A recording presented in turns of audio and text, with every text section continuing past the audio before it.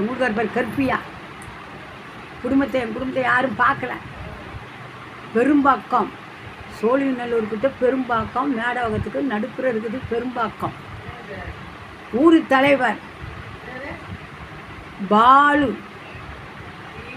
அவரு எனக்கு மாதம் 500 ரூபாய் சாப்பாட்டுக்கு கொடுக்குறாரு.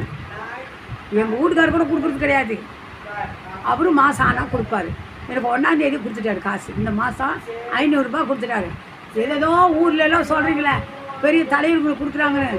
எங்கள் தலைவர் எவ்வளோ நாளாக கொடுக்குறாரு தெரியுமா? 2-3 வருஷம். நீங்கள் இப்போ என்னமோ ஒரு ஊரில் முதியோருக்கு 500 ரூபாய் தலைவர் கொடுக்குறாருன்னு பேச்சு. அதனால் நான் இப்போ எங்கள் தலைவர் 3 வருஷம் 4 வருஷமாக எனக்கு 500 ரூபாய் வயசாகி போச்சு. 80 வயசு, வேலைக்கெல்லாம் போக முடியாது.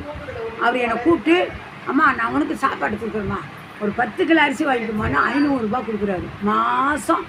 யார் எந்த செலவு இருந்தாலும் சரி அதை ஓரமாக ஒதுக்கிட்டு எனக்கு மாதம் பாலு பெரும்பக்கம் தலைவர் மாதம் 500 ரூபாய் எனக்கு சாப்பாட்டை கொடுக்குறாரு.